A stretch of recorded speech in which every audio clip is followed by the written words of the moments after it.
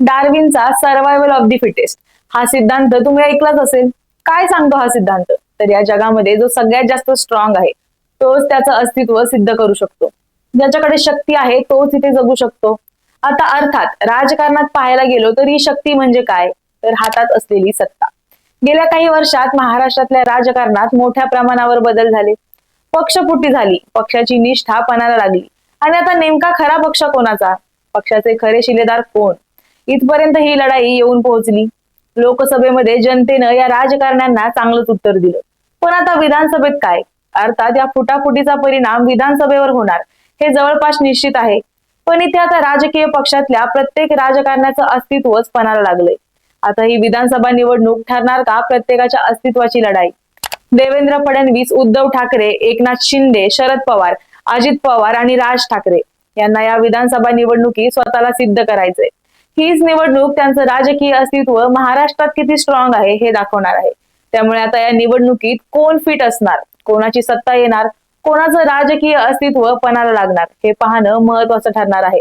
तेव्हा आजची चर्चा याविषयी जाणून घेऊया प्राईम संवादच्या आजच्या भागात. नमस्कार, मी सारिका. प्राईम संवाद या युट्यूब चॅनलवरती आपणा सर्वांचं स्वागत करते. महाराष्ट्रात येऊ घातलेली विधानसभा निवडणूक ही यावेळी चांगलीच इंटरेस्टिंग आहे.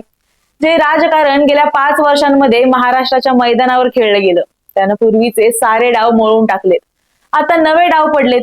ते डाव पूर्ण कसे होतील याची पूर्वकल्पना कोणीही देऊ शकणार नाही. ते फक्त 23 नोव्हेंबरला समजू शकणार आहे. महाराष्ट्र स्पष्ट निर्णय देईल की जनतेला पुन्हा कन्फ्यूज करेल हेही त्यानंतरच समजेल. तो निर्णय कसाही येऊ, पण एक खरं आहे की काही नेत्यांची कारकीर्द या निवडणुकीत पणाला लागलीये. त्यांच्यासाठी ही सर्वस्वाची लढाई बनलीये.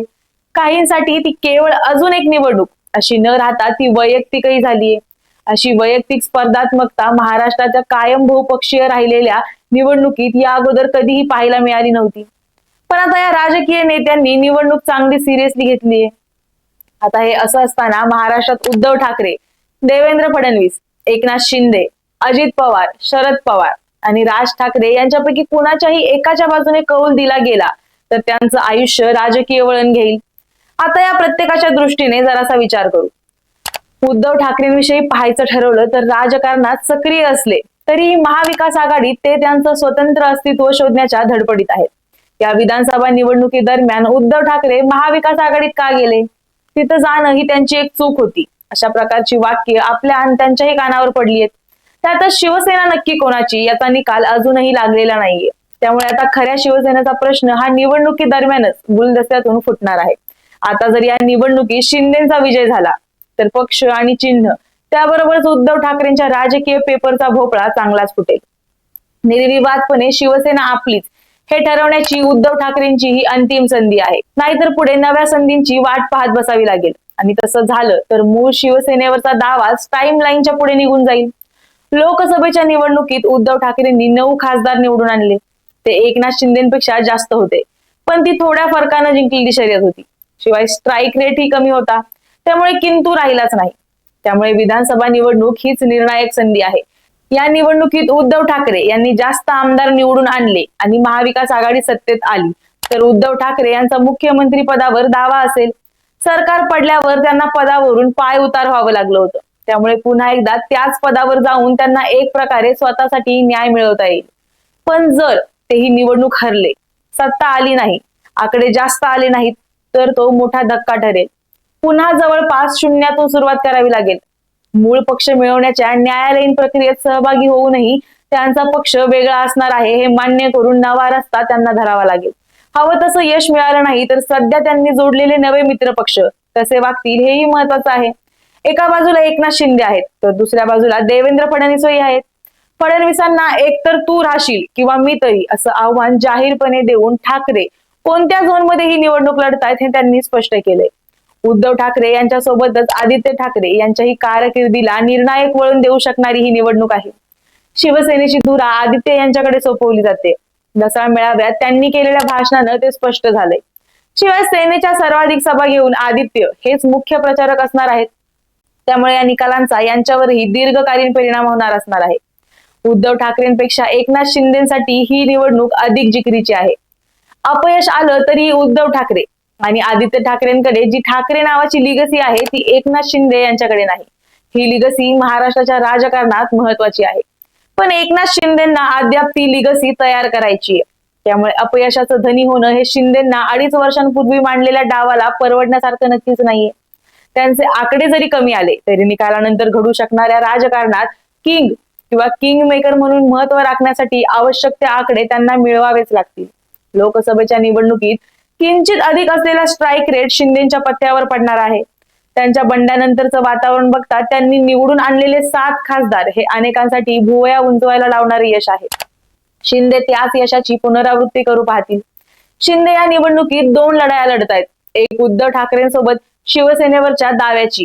अधिक आमदार त्यांनी आणले तर शिंदेचा दावा सिद्ध होईल. पण जर त्यात अपयश आलं तर हाती असलेला पक्ष सुटून जाईल.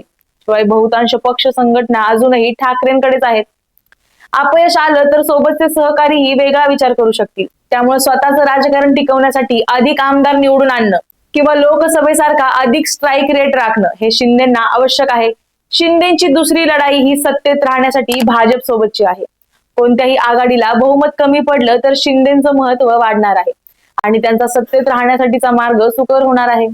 सत्तेत राहणं त्यांच्या सध्याच्या राजकारणासाठी आवश्यक आहे. भाजपच्या गरजे इतके आमदार असतील तर शिंदेना पुन्हा एकदा नेतृत्वाची संधी मिळू शकते. पण अशी स्थिती नसेल तर शिंदेचं महत्व कमी होईल. शिवाय भाजपनं अजित पवार अथवा राज ठाकरे यांच्यासारखे मित्र जवळ करून शिंदेचं महत्व कमी करण्याचे प्रयत्न केलेत. म्हणूनच या निवडणुकीत जास्तीत जास्त आमदार निवडून आणून आघाड्यांच्या राजकारणात स्वतःचं महत्व राखणं हे शिंदेचं स्वतःचं राजकारण टिकवण्यासाठी गरजेचं असेल. आगामी महाराष्ट्र विधानसभेची निवडणूक देवेंद्र फडणवीस यांच्यासाठी केवळ भाजपमधील नेते म्हणून नव्हे तर त्यांच्या वैयक्तिक आणि राजकीय विश्वासार्हतेसाठीही महत्वाची आहे. फडणवीस यांना भाजपच्या अंतर्गत आणि बाहेरून जोरदार विरोध होतोय. शरद पवार आणि राष्ट्रीय काँग्रेस महाविकास आघाडी युतीसह महत्वपूर्ण प्रतिकार करतायत. जरांगे यांनी फडणवीसांचा वेळोवेळी विरोध केलाय. त्यामुळे मराठा समाज हा फडणवीसांच्या विरोधात असू शकतो. शिवाय शिंदे सेनेची युती असली तरी एकनाथ शिंदे यांच्या गटाची स्पर्धा आहेच. महाराष्ट्र भाजपच्या प्रमुख चेहऱ्यांपैकी एक म्हणून फडणवीस यांच्याकडून जोरदार अपेक्षा आहेत. कमकुवत प्रदर्शनामुळे पक्षातील त्यांची स्थिती डळमळीत होऊ शकते. विशेषतः भाजप हा राज्य आणि आगामी राष्ट्रीय दोन्ही निवडणुकांसाठी महाराष्ट्रात शक्य तितक्या जागा मिळवण्यासाठी स्वतःला तयार करतोय. भाजप हा सर्वात मोठा पक्ष असूनही 2019 मध्ये महाविकास आघाडी सरकार स्थापन केल्यानंतर फडणवीस यांना मुख्यमंत्री पद सोडावं लागलं. या व्यतिरिक्त 2019च्या सरकार स्थापनेच्या प्रयत्नात त्यांचा संक्षिप्त कार्यकाळ अर्थात पहाटेचा शपथविधी जो त्वरित कोसळला हा एक वादग्रस्त मुद्दा राहिलाय. या निवडणुकीत अपयश आल्याने त्यांच्या प्रभावावर आणखीन परिणाम होऊ शकतो. शिंदे यांच्याकडे मुख्यमंत्री पद असल्याने फडणवीस उपमुख्यमंत्री म्हणून वेगळ्याच परिस्थितीत आहेत. फडणवीस आणि शिंदे यांच्या गटातील संघर्षामुळे ही निवडणूक भाजप शिवसेना युतीतील नेतृत्व आणि प्रभावाची कसोटी ठरली आहे. खराब निकालामुळे अंतर्गत शक्तीचा बॅलन्स हा शिंदे यांच्या बाजूने झुकू शकतोय. महाराष्ट्रातील सत्ता बळकट करण्यावर भाजपने लक्ष केंद्रित केल्यामुळे यशस्वी मोहिमेचं नेतृत्व करण्याची फडणवीस यांची क्षमता राज्य आणि केंद्राच्या दोन्ही राजकारणात त्यांची भविष्यातील भूमिका ठरवू शकतं. त्यांचं नेतृत्व आणि रणनीती तपासली जात असून ही निवडणूक त्यांची राजकीय वाटचाल निश्चित करू शकते. जर या निवडणुकीत स्पर्धेत टिकून राहण्यासारखं यश अजित पवारांच्या वाट्याला आलं नाही तर त्यांच्या हातातून सगळं सुटण्याची शक्यता नाकारता येत नाही. त्यांनी त्यांच्या कुटुंबापासून पक्षापर्यंत सगळंच पुन्हा एकदा या निवडणुकीत पणाला लावलंय. एका बाजूला लोकसभेतलं अपयश आहे कारण त्यांचा एकच खासदार निवडून येऊ शकला. त्यासोबतच त्यांच्या पत्नी सुनेत्रा पवार यांनाही बारामती लोकसभा मतदारसंघात पराभव पत्करावा लागला. त्यामुळे या निवडणुकीत जर अजित पवारांना आपल्या आमदारांचा जास्तीत जास्त आकडा आणता येऊ शकला नाही तर भाजपच्या लेखी त्यांचं महत्व उरणार नाही. त्यामुळे पुढे त्यांचं राजकारण अवघड होईल. शिवाय राष्ट्रवादीवरचा त्यांचा दावाही मातीमोल ठरेल. अजित पवारांसाठी ही निवडणूक अधिक निर्णायक आणि इतरांपेक्षा वेगळी आहे कारण प्रत्यक्ष त्यांचा सख्खा पुतण्या योगेंद्र पवार हाच त्यांना बारामतीतून आव्हान देतोय. म्हणजे जसं आव्हान त्यांनी त्यांच्या काकांना दिलं तसंच आव्हान आता काका म्हणून अजित पवारांसमोर उभं आहे. तर शरद पवार यांच्यासाठी आगामी महाराष्ट्र विधानसभेची निवडणूक ही त्यांच्या वारशासाठी आणि महाराष्ट्राच्या राजकारणातील प्रभावासाठी टिकून राहण्याची महत्वाची कसोटी आहे. 83व्या वर्षी शरद पवार हे भारतीय राजकारणातील एक ज्येष्ठ व्यक्ती आणि महाराष्ट्रातील प्रमुख रणनीतिकार आहेत. या निवडणुकीत मतदारांवर प्रभाव पाडण्याची आणि मतदारसंघ जिंकण्याची त्यांची क्षमता तपासली जाईल. तो त्यांचा राजकीय वारसा जपण्यासाठी आवश्यक आहे. भक्कम प्रदर्शनामुळे ज्येष्ठ राजकारणी म्हणून त्यांची भूमिका अधिक मजबूत होऊ शकते. तर कमकुवत प्रदर्शनामुळे त्यांचा प्रभाव कमी होऊ शकतो.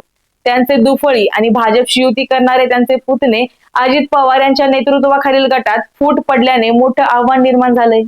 राष्ट्रवादी काँग्रेसमध्ये आता फूट पडल्यामुळे त्यांचा मतदार आधार टिकवून ठेवण्यासाठी आणि समर्थकांना निष्ठा बदलण्यापासून रोखण्यासाठी शरद पवारांनी त्यांचा गट समर्पक आणि शक्तिशाली असल्याचं सिद्ध केलं पाहिजे.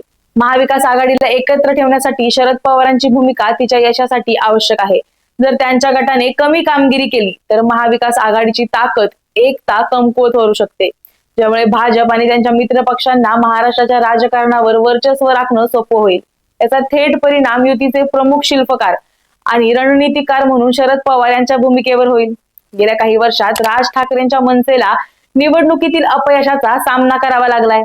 एकेकाळी पक्षाची मराठी अभिमानाच्या अजेंड्यासह महत्वपूर्ण प्रभाव पाडणाऱ्या त्यांच्या पक्षाचा प्रभाव कमी होताना दिसतोय. विशेषतः नवीन नेत्यांच्या उदयामुळे आणि मराठी भाषिक मतदारांमधील निष्ठा बदलल्यामुळे हा परिणाम आहे. महाराष्ट्राच्या राजकारणात पक्षाची प्रासंगिकता पुन्हा निर्माण करण्यासाठी ही निवडणूक त्यांना आवश्यक आहे. शिवसेनेतील एकनाथ शिंदे आणि उद्धव ठाकरे यांच्या गटांमध्ये समान मराठी मतदारांची स्पर्धा असल्याने राज ठाकरेंना तीव्र स्पर्धेला सामोरं जावं लागणार आहे. दोन्ही गट सुस्थापित आहेत आणि त्यांच्याकडे मजबूत संघटनात्मक आणि रचना संसाधनं आहेत, ज्यामुळे मनसेला वेगळी जागा निर्माण करणं कठीण होतंय. जर मनसे मराठी मतांचा महत्वपूर्ण वाटा मिळवण्यात अपयशी ठरली तर ती आणखी दुर्लक्षित होण्याचा धोका आहे.